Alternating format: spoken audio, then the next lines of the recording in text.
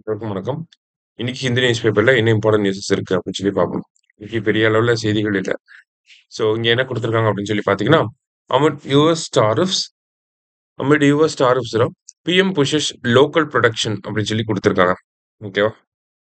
So என்ன சொல்றாங்க அப்படின்னு சொல்லி பார்த்தீங்கன்னா, நமக்கு அமெரிக்கன் ஆ சைட்ல இருந்து பார்த்தீங்கன்னா, ஃபர்ஸ்ட் ஒரு 25% டாரிஃப் வந்து போட்டிருப்பாங்க. அதுக்கப்புறமா இந்தியா வந்து ரஷ்யாவோட ஆயில வந்து பயன்படுத்துறாங்க. அப்படிங்கிற காரணத்துக்காக, எக்ஸ்ட்ரா ஒரு 25% டாரிஃப் வந்து போட்டிருக்காங்க. இப்ப டோட்டலா நமக்கு 50% டாரிஃப் இருக்கு. இந்த 50% டாரிஃப் அதனோட இம்பாக்ட்ஸ நம்ம வரிசையா பார்த்துட்டே தான் வரோம். ஸோ இந்த 50% டாரிஃப்னால இந்தியாவுக்குமே பெரிய இம்பாக்ட், தமிழ்நாட்டுக்குமே பெரிய இம்பாக்ட். அதுலயுமே எந்த செக்டாருக்கு அதிக இம்பாக்ட் இருக்கு அப்படின்னு சொல்லி பார்த்தீங்கன்னா, textile sector, automobile sector, automobile components, electronic sector இந்த மாரியான செக்டார்ஸ்க்கு வந்து அதிகமான ஒரு இம்பாக்ட் இருக்கு அப்படிங்கிறத நம்ம பார்த்திருந்தோம். என்ன மாரி இம்பாக்ட்னா, நம்ப டாரிஃப் அதிகமாகறப்ப இந்தியாவோட ப்ராடக்ட்ஸ் எல்லாமே யுஎஸ்ல ரொம்ப காஸ்ட்லி ஆகும். சரிங்களா? ரூ. 100க்கு வித்தது ரூ. 150 ஆகும். அப்படிங்கிறப்ப இந்தியன் ப்ராடக்ட்ஸ பிரிஃபர் பண்ணாம போவாங்க. அப்ப அங்கருந்து வரக்கூடிய ஆர்டர்ஸ்லாம் கம்மியாகும். அப்ப இங்க ஆர்டர் கம்மியாவறப்ப இங்க மேனுஃபேக்சரிங் கம்மியாகும். அப்ப புரொடக்ஷன் கம்மியாகும். ச ரெவென்யூ லாஸ் ஆகும். சம்பளம் குடுக்க முடியாது. ஸோ அன்எம்ப்ளாய்மென்ட் அப்படிங்கிறது அதிகமாகும் இவென்ச்சுவலி. லைவ்லிஹுட் வந்து அஃபெக்ட் ஆகும். சரியா? இதுதான் இந்த டாரிஃபோட லாங் டெர்ம் இம்பாக்ட்டா இருக்கும். ஸோ இப்போ டாரிஃப் யுஎஸ் வந்து போடுறனால, நம்ப ஏன் லோக்கல் புரொடக்ஷன அதிகப்படுத்தணும்? லோக்கல் கன்சம்ப்ஷன அதிகப்படுத்தணும் அப்படிங்கிற ஒரு கேள்வி இருக்கு. அமெரிக்கா டாக்ஸ் போடுறதுக்கும், நம்ப நாட்டு பொருட்கள வாங்குறதுக்கும் என்ன ஒரு சம்மந்தம் இருக்கு அப்படின்னு சொல்லி பார்த்தீங்கன்னா, அமெரிக்கன்ஸ் வந்து 50% டாக்ஸ் போட்டிருக்கனால, நம்ப ப்ராடக்ட்ஸ் அதிக அளவுல அமெரிக்கால சேல் ஆகாது. அப்ப நம்ப ப்ராடக்ட்ஸோட புரொடக்ஷன் அதிகமா இருக்கும். ஆனா, அதோட கன்சம்ப்ஷன் அப்படிங்கிறது பார்த்தீங்கன்னா, கம்மியா தான் இருக்கும். நம்ம இந்தியாவோட ப்ராடக்ட்ஸ அதிகமா புரொடியூஸ் பண்ணியிருப்பாங்க. ஆனா, அத கன்சியூம் பண்ணியிருக்க மாட்டாங்க. இல்லையா? அப்ப நெறைய புரொடக்ஷன் நடக்குது. அந்த புரொடக்ஷன் நெறைய நடக்கிறனால, அதுக்கான மார்க்கெட் இல்லாம போகுது. அதனால தான் என்ன சொல்றாரு, அத இந்தியாவிலேயே அந்த பொருட்கள வித்துடணும்.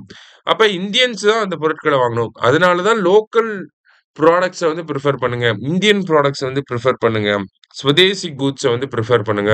ஆத்ம நிர்பார் பாரத் அப்படிங்கிறத ப்ரப்போஸ் பண்றதுக்கான காரணம் அதுதான். சரியா?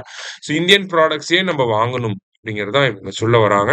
ஸோ தட் நம்ம ப்ராடக்ட்ஸ் வெளிநாடு மார்க்கெட்டுகளுக்கு போகணுங்கிற கட்டாயம் இருக்காது. வெளிநாடு மார்க்கெட்டுக்கு போனா தானே நீங்க டாரிஃப்லாம் போடுவீங்க அப்படிங்கிற ஒரு கண்ணோட்டம் தான். சரியா? அதனால தான் என்னவோ நமக்கு ஜிஎஸ்டியுமே வந்து கம்மி பண்ணியிருக்காங்க. அதுவுமே ஒரு லாங் டெர்ம் இம்பாக்ட் கிரியேட் பண்ணணும் அப்படிங்கிறதுக்காக தான். எதுக்காக? லோக்கல் ப்ராடக்ட்ஸ் நம்ம வாங்கணும் அப்படிங்கிறதுக்காக தான். சரியா? சரி. அது மட்டும் இல்லாம நேத்து நம்ம பிஎம் பர்த்டே வேற. சரிங்களா? ஸோ என்ன பண்ணியிருக்காங்க அப்படின்னு சொல்லி பார்த்தீங்கன்னா, பிஎம் மித்ரா பார்க் அப்படிங்கிறதுக்கான ஒரு இனாகரேஷன் வந்து அந்த அடிக்கல் நாட்டும் விழா அப்படிங்கிறது நடந்திருக்கு. பிஎம் மித்ரா அப்படின்னா ஃபர்ஸ்ட் அதனுடைய விரிவாக்கத்த தெரிஞ்சுக்கோங்க. PM mega integrated textile region and apparel அப்படின்னு சொல்லி சொல்றாங்க. PM mega integrated textile region and apparel park அப்படிங்கிறது. சரியா? எங்க அடிக்கல் நாட்டும் விழா இந்தியாவுடைய முதல் மித்ரா பார்க் எங்க வரப்போகுது அப்படின்னா, மத்திய பிரதேசோட தார் அப்படிங்கிற டிஸ்ட்ரிக்ட்ல வரப்போகுது. சரியா? ஸோ அந்த செய்திய இங்க நம்ம குடுத்துருக்காங்க.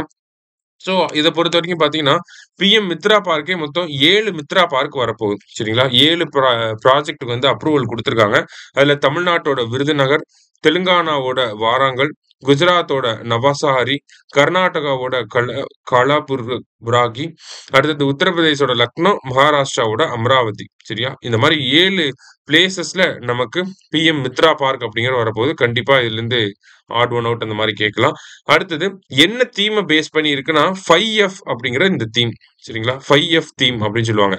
அதாவது farm to fibre, to factory, to fashion, to foreign அப்படிங்கிறது தான். ஓகே. 1, 2, 3, 4, 5 இந்த 5எஃப் தீம பேஸ் பண்ணி தான் என்ன பண்றாங்கன்னா, இந்த மித்ரா பார்க் வந்து புரொடியூஸ் பண்றாங்க. இனாகரேட் பண்ண போறோம். ஐ மீன் அடிக்கல் நாட்டு விழாலாம் நடந்திருக்கு. இந்த இனிஷியேட்டிவ் எத பேஸ் பண்ணியிருக்குன்னா, இந்தியாவோட டெக்ஸ்டைல் மேனுஃபேக்சரிங்க அதிகப்படுத்தி, எக்ஸ்போர்ட்ட வந்து அதிகப்படுத்தணும் அப்படிங்கிறதுக்காக தான். சரியா? ஸோ முக்கியமான ஒரு விஷயம். நல்லா பார்த்து வச்சுக்கோங்க. சரியா? மீண்டும் நாளை செய்தித்தாள் வாசிப்பில் சந்திக்கலாம். நன்றி.